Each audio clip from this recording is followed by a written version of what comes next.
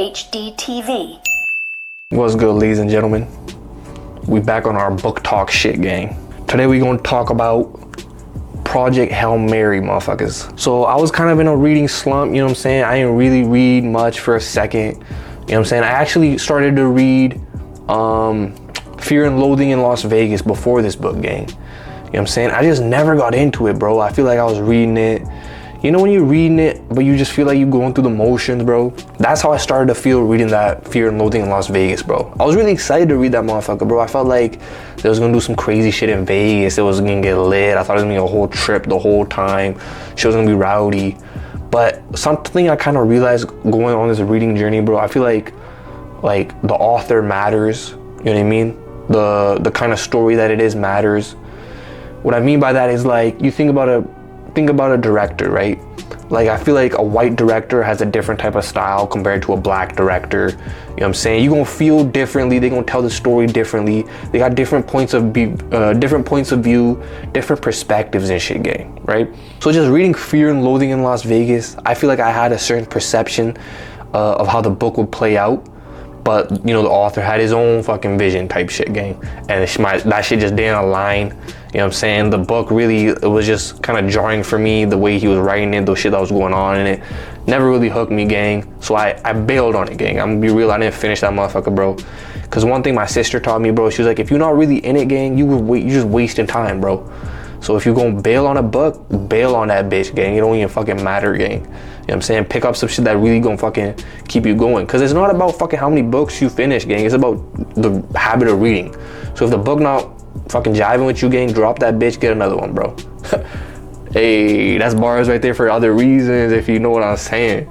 Back to this motherfucker though. The book is kind of about like this bacterium that's kind of sucking the sun's energy, right? And think about that impact on the earth, right? Shit's getting colder and colder, and they don't even know what to do. I guess it's kind of futuristic, right? But they kind of they recognize the issue. You got the main character. He's like a botanist or some shit, gang, or like he's a biologist, my bad. And he's ultimately chosen by the government to go about this mission to go fucking figure out what's going on, gang. You know what I'm saying? Save the world shit, gang. I actually really fought with the book, bro. I feel like right from the jump, you started out with the main character kind of waking up and not knowing what the fuck's going on, right? So right away, there's hella mystery, and you're just kind of hooked right away, bro. You're like, what is going on? You're intrigued. You're learning things as the protagonist is learning them, right?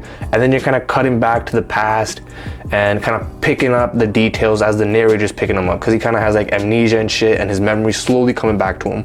Like I said, the mission is to kind of figure out what's going on with this bacteria, find like, I was about to say a cure, but it's not a cure, right? It's just like a solution to the problem, whatever that may look like. And along the way, you know what I'm saying? Spoiler alert, but bro finds another alien in the same situation, gang, right? So they both, our boy's gone from Earth to this whole different solar system, right? Hella sci-fi shit. And in that same solar system, he runs into another motherfucker kind of doing the same thing, our boy Rocky, gang, you know what I'm saying? Alien motherfucker, gang, but he our dog for real, right? The two of them kind of go on this journey of kind of starting to understand each other. They're starting to put two and two together, trying to solve this shit together, right?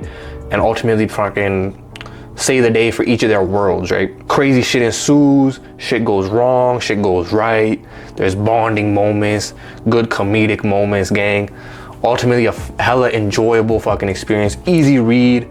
I say easy read, but at the same time, there's a hella like scientific jargon, right? It's a real like academics book, bro. You know what I'm saying? Me having fucking studied engineering and shit, there's a lot of things that he be talking about that I'd be clocking. I'm like, oh shit, he's fucking actually applying the shit I learned and shit, you know what I'm saying? So that's actually hella dope, bro. So if you're somebody in like STEM and shit, this is definitely a book I'd recommend, bro, because it applies, like I said, it's a hella entertaining read, but at the same time, there's the scientific elements that can click for you and can be like, oh shit, he's really applying this shit in a big, you know, in this real life environment where the scientific method is super essential because he's really kind of trying to discover some shit, right? Honestly, I never felt like there was a dull moment. You know what I mean? I really felt like there was good pace to the book, good logical jumps from one situation to the next. And I really fuck with the jumping back and forth in the perspective, right? There'd be kind of what's going on. I was not modern time, but like, you know, in the present day, I guess, right? Like as they're trying to solve the issue of this, how to fucking deal with this bacteria, right? As well as cutting back to how our boy was gonna get shit done, right? I really enjoyed when we first met Rocky, how they learned to communicate with each other slowly, right? I really liked just the differences in their biology, right? You got a human on one end and you got like this raw creature on the other hand, right? They can't be in the same room together because they are used to different atmospheres, different fucking, you know, conditions to survive in, right? So there was no, I feel like they made it as realistic as possible, right? It wasn't a situation where they could both breathe oxygen and they're both kind of humanistic, right? Or yeah, I guess humanistic is a fucking word and shit, right? But yeah, man, it was dope, bro. And then kind of just going through, like I said, it's a very like scientific book, so they really problem solved to a certain extent of realism, which was very interesting to follow, and really I really felt like I learned some, you know what I mean? Like, and it's a very well thought out book, very well written book, very entertaining book, like I said. And of course they about to make a movie about this motherfucker, bro, so that's exciting, gang. I hope you motherfuckers read the book though, gang. Like I say read the book before the movie, bro, because I feel like I just kind of experienced this with Dune, right? Where I watched the movies and then read the book. It's not the same, bro, because it's like you really know a lot of the beats. So it kind of just feels like, it's like watching the movie again or some shit.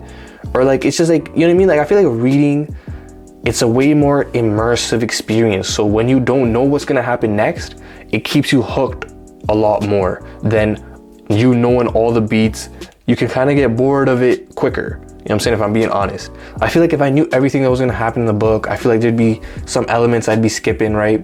Like I said, I really enjoyed a lot of the scientific jargon and like all the scientific method that was kind of being applied, and you're really in the main character's head and seeing how he's going about the problem solving. But at certain times, you know what I mean, like that's the one element that could kind of pull you out of the story, right? Because you want, you know, the more entertaining aspects, you want the action, you want the thrill, you want, you know, new shit to happen. So that may be a point that can lose you, which is why I say I highly recommend it for the STEM motherfuckers, bro, right? I feel like you can really track it a lot better, and it's a cool learning experience. It's a cool way to go about shit, right? So I fuck with it, bro. This book definitely pulled me out of my reading slump, bro. I really like how the book ended too. You know, I'm gonna talk about that a little bit. So if you don't want to get spoiled, you know what I'm saying, like hop off this motherfucker, right?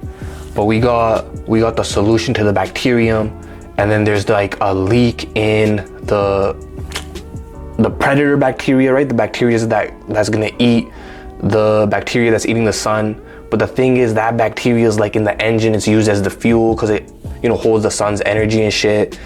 And so there's a leak in the predator bacteria, and our boy realizes it, right? Because near the end of the thing, they both gotta go their separate ways with the cure, basically, right? But our boy realizes there's a leak, and he patches the leak. He does his whole shit with the leak. Boom, boom. He deals with it. But he's like, "No, my dog is fucking gonna get cooked, bro." You know what I mean? So it's this situation where the protagonist, you realize that the protagonist never wanted to go on this like suicide mission at the end of the day, right?